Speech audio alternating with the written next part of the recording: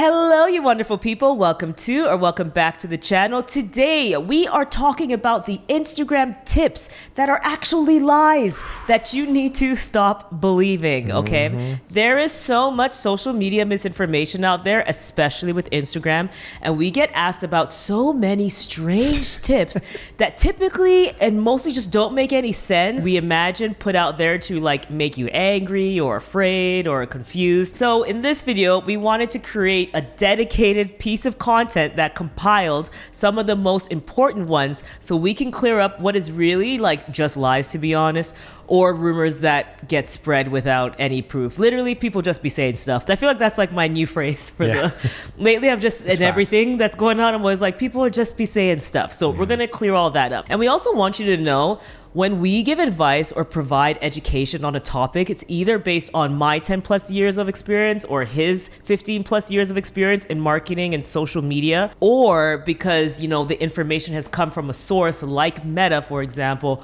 or another credible source that actually has proof. We're happy to keep clearing things up. So if you have something that we don't cover here today, please feel free to drop it in the comments below. We're happy to investigate it. Also because it's fun. So sometimes I'm like, really? That doesn't make any sense. Why would they do that? And then we go check it out and we're like, ha. So let's just get right into it. The first Instagram lie that we're going to get into is that hashtags do not work anymore on Instagram. So hashtags, of course, don't work in the way they used to. They used to be everything for discovery, like it was discovery. And that was before the algorithm started introducing recommendations and suggested content in other places like in feed and in the Reels tab. And they began really doubling down on search and SEO optimization. Hashtags do still work. Let's just make that like facts right now. Hashtags work. Please do not get it twisted. But they are used as information that help the algorithm categorize the content so it can be put in front of the right people. So Instagram still gives guidance on how to use hashtags, and they wouldn't if it wasn't helpful to their algorithm. Think about that. Hashtag content also still gets recommended in a person's feed for those who follow hashtags as well. So remember, that's a thing. And almost every time I'll go and I'll make a post and I'll put in a hashtag, there's one or two accounts that I follow are following that hashtag to this day. There you go. Yep. So that's a really good indicator that it is important. Now, what's important is to not overload hashtags or give the hashtags or essentially the algorithm misinformation, which means use 3 to 5 hashtags and avoid irrelevant hashtags and generic hashtags like hashtag FYP, so for you page, which don't actually tell the algorithm what the specific type of content is. And that in turn will hurt you, because when your content lands in front of someone you told the algorithm was your audience, but then the individual ignores your content because they actually weren't the right audience based on the incorrect use of hashtags, Instagram will assume the content isn't interesting, and that signal will hurt your overall performance. That's why people feel hashtags don't work, really, is because they're not leveraging them in the right way. Again, they're not everything, but they do help the algorithm categorize content. If you have your post show up in front of somebody because you gave the wrong information and they don't engage with it, that's on you. Yeah. That's a great point. So really think about the hashtags you use. Yeah. Yes, so key. And it's also very important to know that search is such a huge thing and that you should be focused on discoverability on Instagram, which we fortunately dove into detail in this video on SEO and social media search. So I highly recommend you watch that. Keep those hashtags specific. 3 to 5, you're good to go. Another Instagram lie that they tell you is that you can only grow with Reels. Reels are the best way, without question, to get discovered on Instagram, as it appears on more surfaces, you know, having a dedicated feed inside the app where people can land on your content while scrolling. However, we've seen business owners and creators grow exclusively from posting carousels in various industries and themes. So be it inspirational, like affirmations, We the Urban is like an example of this type of page that exclusively grows from carousels. Educational content, often you see growth from that. We've had our educational posts get hundreds of followers for us that are specifically educational carousels drive follows for us. And then tweet compilations, if you think about like entertaining types of content, they kill it. Like those accounts, there's so many of them that I follow that are just hilarious. So really, when you think about like these interest or theme-based accounts, they're really good examples of dispelling that myth or that lie where, you know, you can't grow with anything but Reels, because these people are building massive audiences exclusively using carousel posts. In fact, a new study is showing that carousels and images are actually outperforming Reels, which we will talk about more in an upcoming video. So subscribe if you're not subscribed. We're probably covering our members channel first, to be honest. So, as always, more details about our members channel in the description box below. At any rate, get involved. Your posts as carousel still have opportunity to show up in recommendations or suggested surfaces as long as they are optimized, like we were talking about earlier. So we've also broken down a full video on how to optimize your content for growth and discovery, which we will leave here and in the description box below. But you still have the opportunity for growth without needing to create videos. So don't let someone tell you that it's a loss if you don't do that. Speaking of Reels, the next Instagram lie is if you post your Reels to stories, it'll hurt your reach. This one's a little like... so random. Yeah. Like, what are people... like, where does anyone even come up with this? I think it's personal experiences that people push and pull as like full truths. Yes. Yeah. Gotcha. Maybe one time it happened, but... yeah, or it's just happening to you because that's all you did. You know, right? All you do is post Reels to your stories, so then your stories aren't interesting because they're just reposts. Gotcha. You know, right? So then people aren't engaging with them, and then yeah.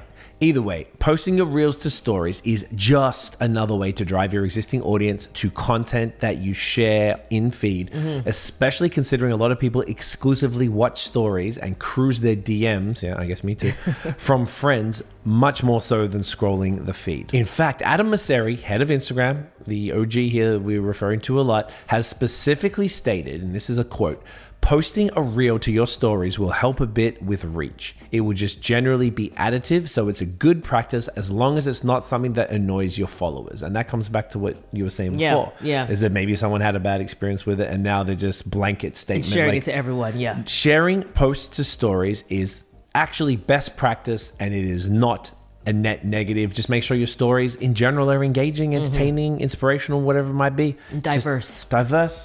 Post regularly, make it interesting, and it's never going to hurt you. Another really popular Instagram rumor, so this one's fair, is that editing... It's not a lie. It's not I want to say it's a lie. Oh, okay.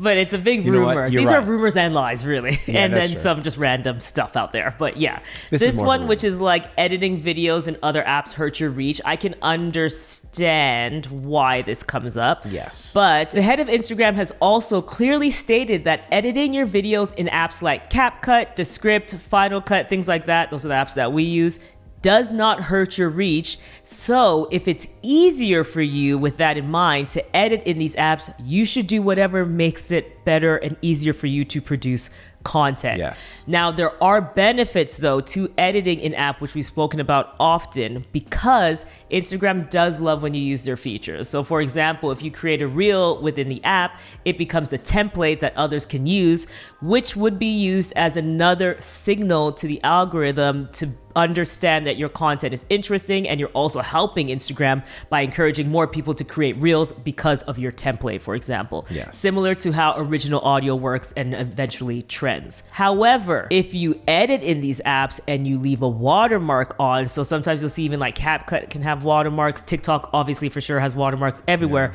that will 100% clearly, they have stated that will hurt your reach. So we recommend that you use apps like saveTT.cc, which will appear up here on the screen, to clear those watermarks before you upload. But in the end, you don't have to be concerned that you are getting like dinged or like a negative signal is hitting your content because you've uploaded outside of the app. You see enough beautiful things out there on Instagram Reels to know that all that type of stuff is not just being created in Reels, it's being created elsewhere. However, we recommend you use some of the features if you can, like doing your captioning in app is one thing that you can do. Writing the text, for example, is another thing that you can do. So whenever you see any posts on our feed, we put the SEO rich hooks in the actual Instagram text so Instagram knows what the video is about. You're good. Edit in whatever app you want. The next Instagram, I want to say rumor for this one. I feel like it's not as like... as much of, yeah, it's not as like an evil as one. As evil lie. Yeah, okay. Exactly. Feels more just like a misconception, really. Is that boosting posts, so ads, can hurt your reach on your organic posts? I feel like we get this question once a week on the YouTube comments. Yep. And I was always shocked to see it, which means there's someone spreading it somewhere that everybody's watching. Yep. So obviously we've been running ads for different clients for basically as long as we've had the agency. For this is 10 years. For a long time. At least since 2014 or 2015. At least since 2015. Yeah, I would say. Maybe even before that, but I think at least for sure I can remember doing real campaigns in 2015. So call it close to 10 years. Yeah. So whether the ads are as evergreen ads, so boosting multiple posts that run continuously, or campaign specific ads, so like a promotion or a brand campaign to introduce a brand or drive to a webinar, things like that. And we have never seen the benchmark as far as the engagement, which is the average engagement or reach per post, decline as a result of running ads. So like I was saying, we think this might come from people who are actually comparing the results of promoted content to their organic content, because obviously they're going to be drastically vastly different. Yeah. Which of course promoted content will have a high reach and engagement per post because that's what you paid for. And when that stops, so once the campaign stops, there's a huge fall off for that particular post as well. So that can be you can see how that could be misconstrued to a degree. Yeah. So if anything, ad campaigns that we've ran have just increased total awareness and reach, like across the board. That carries on from the follower growth, and that is typically a result from running ads. So it's all kind of tied in together as far as the net positive engagement or different metrics. So of course, this is all based on ads that are reaching the right audience with well thought out, high quality content that resonates with your audience. So ads are very complex. It's something that, Tiff has worked many years to nail. And I guess we still have, there's always so much to learn with all of that, but, we've figured out a lot. Or Tiff has, I should not take any credit. Tiff has figured out a lot. So reaching that audience is the toughest part. I think a lot of people have problems with the actual targeting side of it. It's the most complex. So either way, run ads, do it properly. You'll get great results, and they will not, absolutely will not have any negative impact on your organic posts. This one I'm going to say Instagram Live, because where did you even get this from? This is another okay, one. but it's so common. So fine, it's a rumor. It's so common. I guess they can be both. But in the end, it's a one that we get very often. And you say this comes up in the comments on YouTube a lot too. Yeah. And we get this in the Instagram DMs, in our membership group, everything. Switching from a personal account to a creator account will hurt your performance. No. So the reason we really want to address this one is because you will actually be really negatively impacting yourself and doing yourself a disservice if you try to just stick exclusively to a personal account. And this is just from so many angles, even when we think about brand partnerships and things like that creators can get. But this is a very huge myth. Instagram loves creators. They can't stop talking about how much they love creators. It's something they've stated extremely clearly time and time again.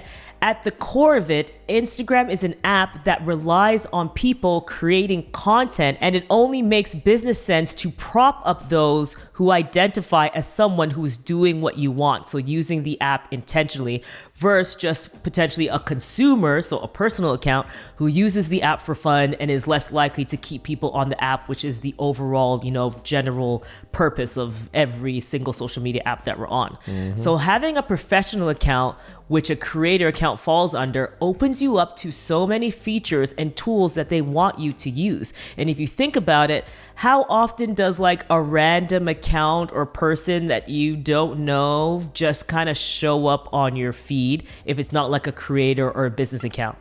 That's or the theme point. Page. Or a theme page or something. How often just a regular person is being at lunch with a friend pop up in your feed? They don't, because Instagram can probably understand that that's just a regular consumer of the app, and they're going to push to us people who are interesting, so creators or businesses that would get us to engage and interact with the app for longer. So already just thinking about the way that you use the app and what you see, notice who comes up in my feeds all the time, what type of content. It's typically creator accounts and business accounts. If anything, with that in mind, then having a personal account is likely to get you less reach and actually hurt you. Another vicious Instagram lie that we've actually seen recently. We talked about this with our members.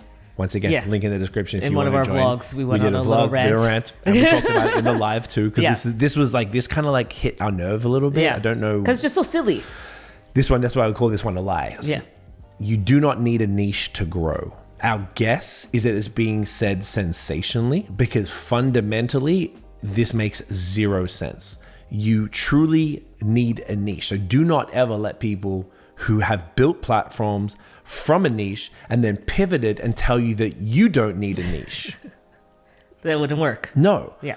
They're telling you to not do what they did to win, and they don't have proof of success for this path yet, which is the path of no niche, because they need to start a new account completely from scratch. With anonymity. Yes. So no one knows who you are, but you've got your face on it. Because you can't have the momentum, because you have to also not have the momentum, which you do once you've thrived from another section. Yes. And pivoted. Correct. Yeah. And of course, it's easier to pivot once you have a large percentage of an audience that loves you no matter what you post because of that momentum. Yeah. And that's just how creators work. There's I couldn't even really think of a creator that doesn't have some sort of niche, even if that niche is generic lifestyle. Yeah. There's always something. 100%. So niches are essentially like fundamental for human nature, and it helps us connect with others over shared common interests. So to say that a fundamental aspect of human psychology and what connects us is not necessary for attracting the audience and tribe that you are looking for is completely nonsensical. Just think about who you follow. Yeah. Who isn't a friend or family member. That's probably like nobody. It's very likely that they had some niche or consistent theme across their content that made you feel connected to them, and so you followed them. Yeah. Whether that's industry specific, like fitness or marketing, or more lifestyle theme, like Craig was mentioning, like minimalism or slow living. There's something that's connecting. Otherwise, we'd all be following tens and thousands of just random people doing random things, just living their life. It just doesn't work that way. And if we go more macro and not just thinking of businesses or creators, celebrities are very clear examples of this. So Rihanna, she brought you in with her music, right? Then she brought you over to Fenty, which is her beauty product line, and all the other things that come from there, the clothing, etc. The Kardashians, they brought you in the luxe lifestyle and all that, and then that goes to clothing and makeup. LeBron has a production company. All these people, they brought you in with something and then they pivoted. Beyonce, 17 different things she has. Yep. This is even more proof of niches, or the niches lead into the riches. There's a reason why that quote exists, and it's an old-timey quote because it's like so true and fundamental. It is very rare that it would happen the other way around, where someone just grew a massive audience with no connective piece that just theme their content at all. There's just nothing there, and you just chose to follow. I actually saw Hermosi a few months ago speak to the fact that his team tested broader content like relationship advice, fitness, and more random things outside of his core niche. Cooking and stuff. Yeah, he was cooking, remember, and all that stuff. Because I was always like, what's this chef stuff? hat. I'm like, what are you doing? Yeah, I was like, what's this about? And it's funny because I like that he spoke about it after and said, hey, we tried this thing. And in the end, what he saw is that he ended up losing revenue. So even though his total reach increased, it took his core niche away, who was actually the correct audience. So if anything, you dive deeper, right? Niche even harder. Be even more specific. Don't just talk about basketball. Talk about women's basketball in Slovakia. Something that's true. hyper-specific. Yeah, go further. Yeah, go further down. Or even if you look at brands like Gymshark. Gymshark was created for people who go to the gym. Now people just wear it to go to the supermarket. Exactly. That's the same as Lululemon. Yeah. You make something for a group of people. Yeah, exactly. I don't go to the gym, but I'm wearing Lulu. Yeah. There you go, right? Yeah. I mean, I work out. We do our thing. But I don't go to the gym. No, like I could work out in a t-shirt. I'm at home. Totally. But you were in the gym. So anyway, that's really what that is. And that's, like we said in the beginning, that's been known forever. And I feel like we really hammered this home because this one bothers us like a lot. It's just that because then it just seems like, are we undoing so many normal things? Like we're undoing fundamentals now just to say stuff, and that's what we have to be careful of. Yeah. Like there's certain things that are just fundamental knowledge, and just because a lot of us can say things online with a larger platform, we can't start unraveling just the fundamentals for the sake of it to be spicy or sensational. We have to be true to the things that we know, that the sky is blue and stuff. Like, or people talking about that point of their journey that they're in, and then now applying that to everyone where they didn't make it that way, like we said earlier. And again, because that's your own lived experience, and that's fine. But we can't say your truth is not everyone's truth. And I think that's what we need to be careful about. Exactly. Yeah. So we'll bring this point home with this. I was listening to a podcast this week with Robert Greene, who wrote The 48 Laws of Power.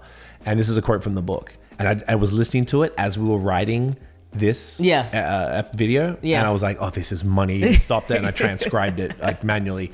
Always stick to what makes you weird, odd, strange, different. That's your source of power, which is similar to occupy your niche, embrace your strangeness, identify what makes you different, fuse those things together, and become an anomaly. How beautiful. Live your niche and seek out real information and sources. And again, though, we're happy to also do this for you. So if you ever have something that comes up and you find it's weird, oh my gosh, a random kitty. That's the kitty. Okay, sorry guys. All right. So with all that said, if you have any questions, things that you see along the way that you want to talk about, just drop them in the comments below. We're happy to go back and forth, research things for you. We just want to make sure that we're keeping the information clean. Again, we have our membership channel that we spoke about earlier in there. We have discussions like this all the time, either through our vlogs or through our live Q&As, which we do bi-weekly, on top of it, a bunch of other fun stuff like free resources, downloads, interviews, discounts on our service, all the good stuff. So all that information will be below.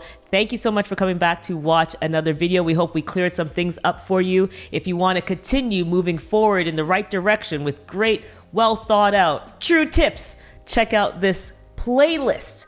We know you will love it. And we'll see you in the next one. Peace. Bye.